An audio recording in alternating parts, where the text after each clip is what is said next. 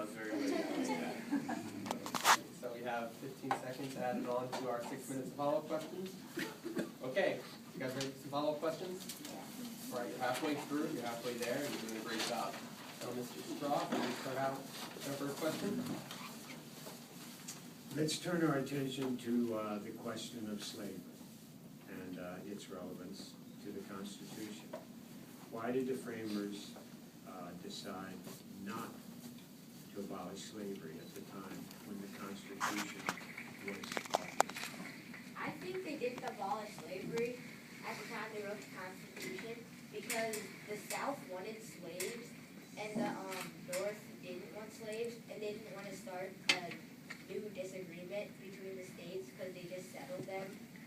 And the North didn't want the slaves because they didn't want the South to have more votes in Congress, and the South wanted the slaves because they wanted to have more votes in Congress. Okay, like my colleague Cody said, the North and the South couldn't agree upon a compromise for about slavery because the northern states didn't think it was fair to keep slaves as basically like servants for no pay, but the southern states, they believed that they needed their slaves for the hard work and labor, and like Cody said, they just settled a disagreement about the Articles of Confederation, and they just wrote the new Constitution. They didn't want another disagreement between the states, so they made a law that the slave trade could continue until 1808. Therefore, they left it aside and didn't really try to fix the problem because it would have started another disagreement which the colonies didn't want. Okay. So the framers also had different opinions about slavery. So like some of the framers wanted to keep slavery and some of the framers didn't. Also, that some delegates would not support the Constitution. Thank you very much. Next question. Sure. So this is a question to all of you.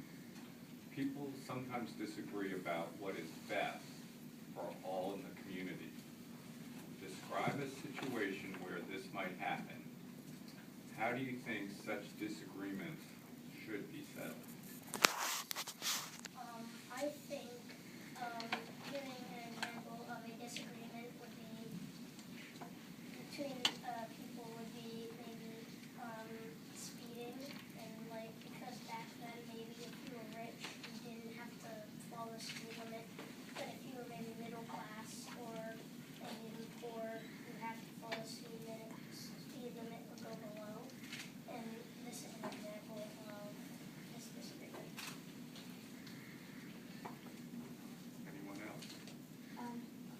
So people could also go to the court and explain to a judge why the disagreement should be settled. Wait, can you please repeat the question?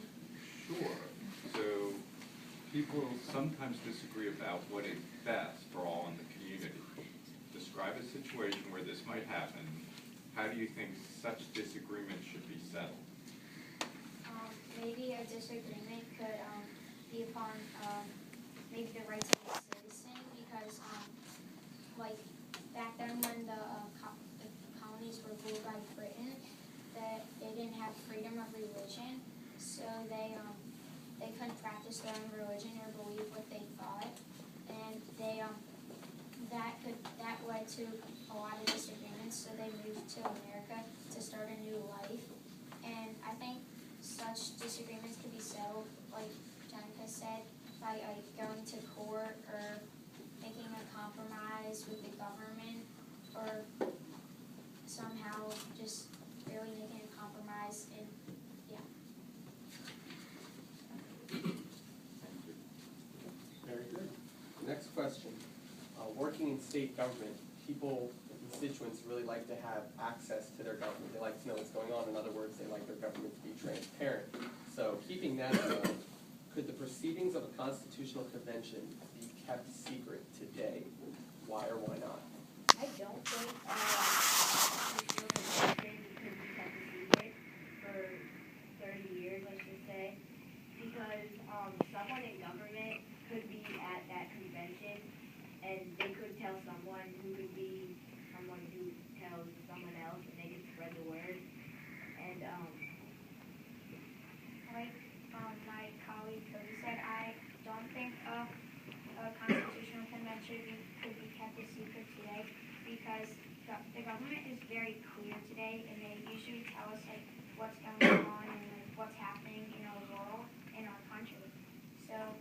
really, the government really couldn't keep a secret because they're very clear about what they say and what the government is doing. So therefore, I think they wouldn't be able to keep a secret for a long period of time because they would want us to know about the secret that they're in.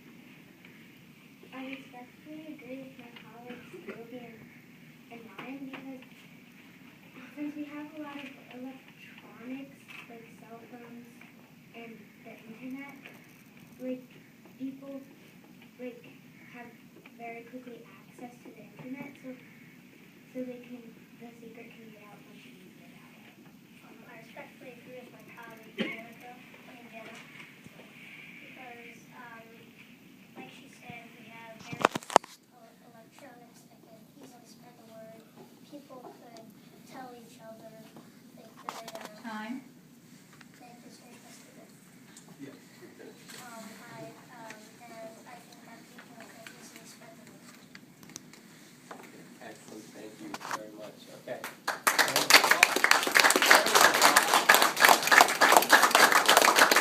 We should thank your teacher for all her hard work that she put into getting you guys prepared. Thank you very much. And then finally, to your friends and family who have supported you, getting you ready for this, thank you guys. Okay, feeling good? You guys did a great job. Want some feedback? Okay, we can start with Mr. Shaw down here. Thank you, and again, collectively, thank you for a very impressive presentation and for supporting each other. I was very impressed with that. I was very impressed collectively, again, as a panel, how you did such an impressive job of raising questions and answering it then among yourselves. It's obvious that you have mutual respect for each other and that you know that the answers that you're giving support the points being made by your colleagues. I asked the question about slavery, and I found it interesting that Kobe's answer brought up a very important point, that there was the potential. We know that slavery was not discussed in Philadelphia and in this context, and you said it was because there was a potential for the continuation of the South and North conflict, or the evolution of that. And also the impact that would have upon the citizens' right to vote, and that being a bedrock of our Constitution and our government.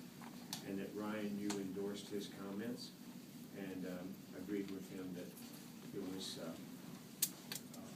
not discussed in the effort of eliminating the conflict. So thank you for clarifying my understanding of that. I've wondered about that issue since I was in Philadelphia when the Constitution was being written. I feel like I've been around. Very good job. Thank you. So, a couple of things. First of all, I really, really liked how you guys did the opening presentation by asking each other's questions and engaging each other. It made it very interesting to us how we listened to you guys and how you presented. And I particularly like the ending. Nice job.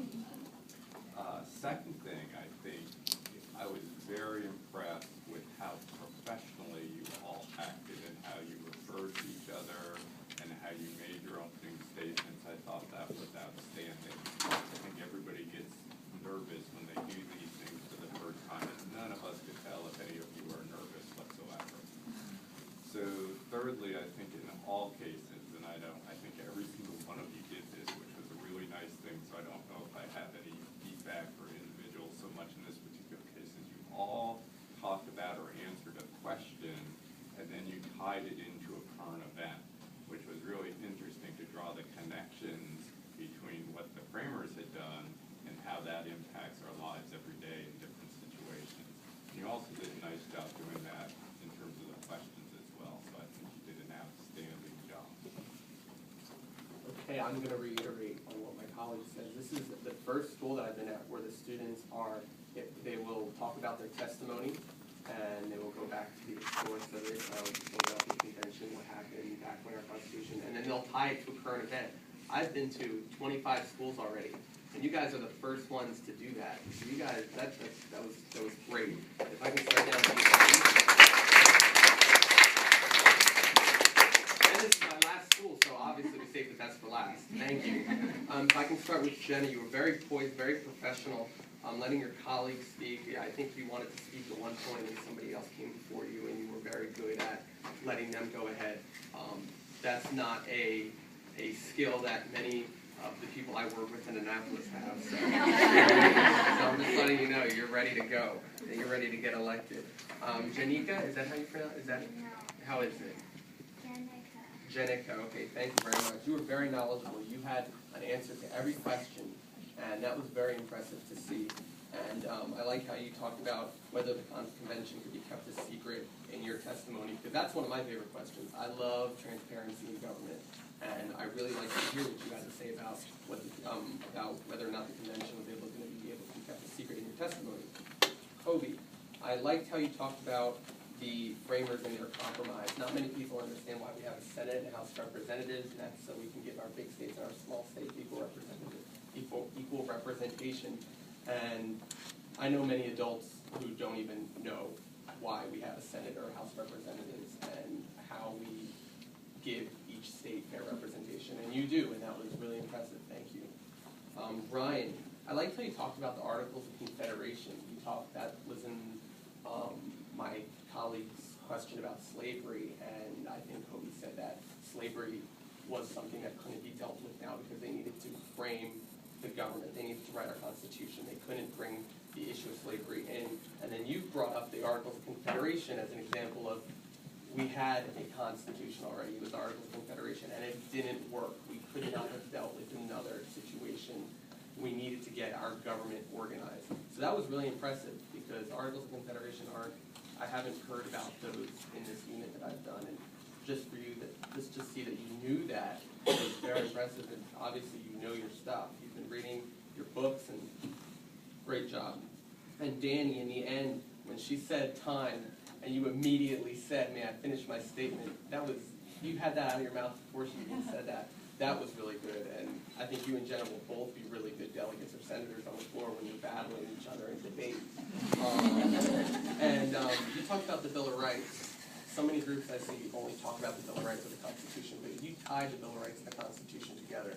So I really like to see that. Overall, you did a great job. Thank you very much. A round of applause for them.